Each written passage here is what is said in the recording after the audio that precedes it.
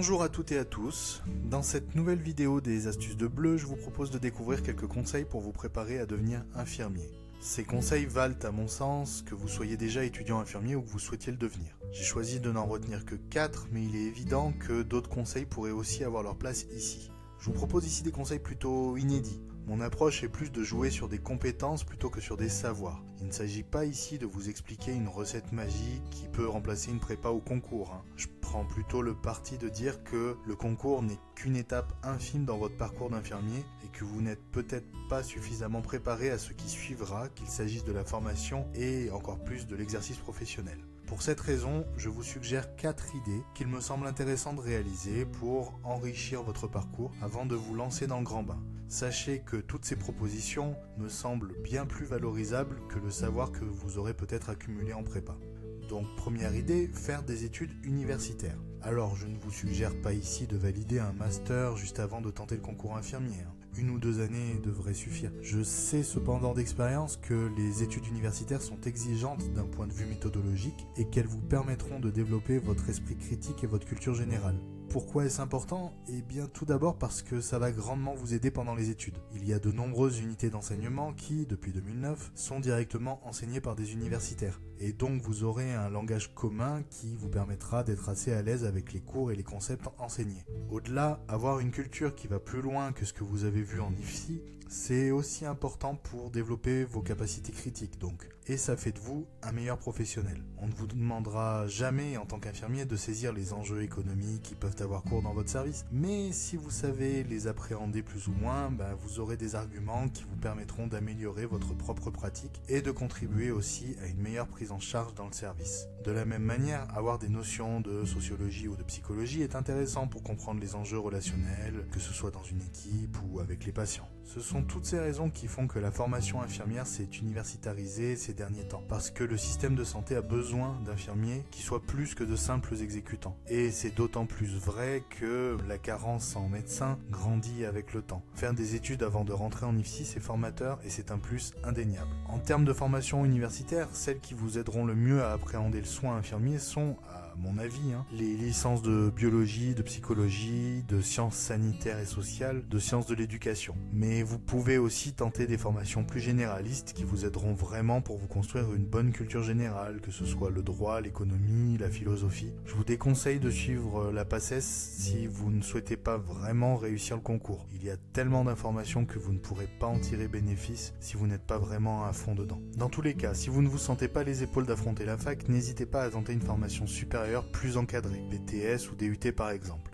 D'où mon point 2, vous pouvez aussi vous préparer en faisant des études plus techniques. Sur de nombreux plans, la formation du diplôme infirmier est assez similaire aujourd'hui à un BTS suivi par une licence professionnelle. Donc faire un BTS avant, ça a du sens. Vous apprendrez notamment des méthodes réutilisables et vous aurez aussi l'occasion de développer quelques connaissances connexes bien utiles. S'agissant du choix du domaine d'études, je ne saurais que trop vous conseiller de bien penser votre projet. À mon sens, certaines formations peuvent vraiment valoir le coup. Je pense particulièrement au BTS ESF, économie sociale et familiale, ou pour une première approche plus technique, au BTS analyse de laboratoire médical.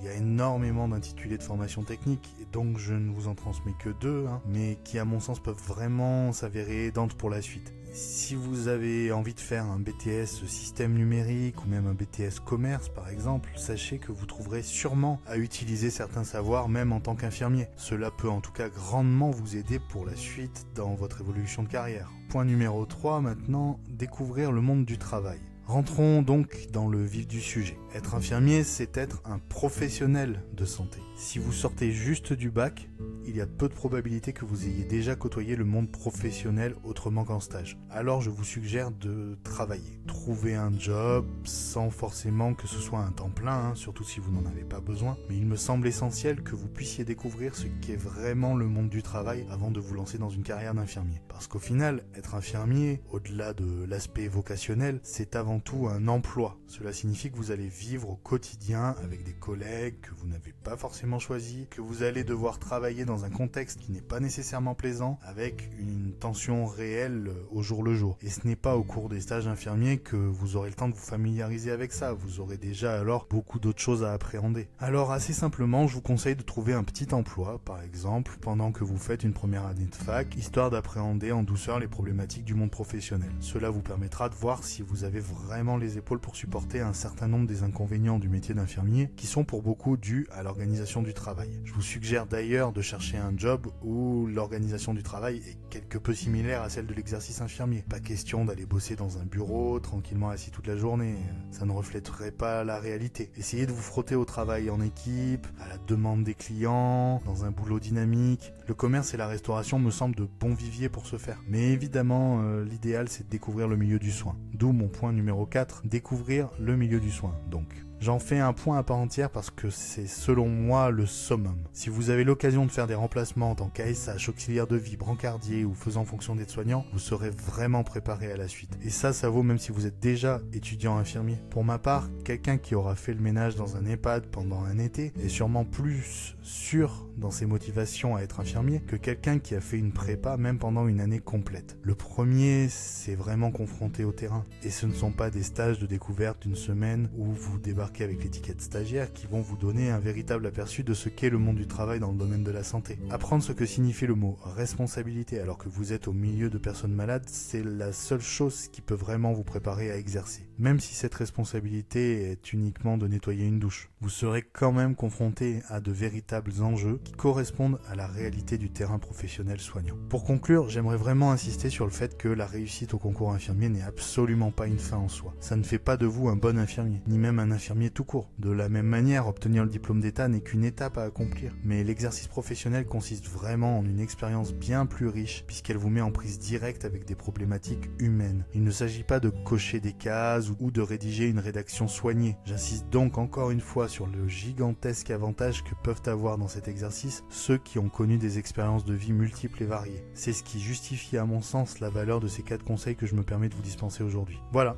C'est tout pour cette nouvelle vidéo, j'espère encore une fois que vous avez apprécié. Je vous laisse comme d'habitude commenter, liker et partager. Vous pouvez bien entendu continuer de vous abonner à la chaîne YouTube mais aussi à la page Facebook. J'en profite pour signaler que je suis vraiment reconnaissant envers toute la communauté de l'infirmerie qui a passé la barre des 1000 membres sur Facebook justement. Pour le reste, je vous remercie encore de votre attention et de vos retours et vous souhaite une excellente journée. A bientôt pour une nouvelle vidéo.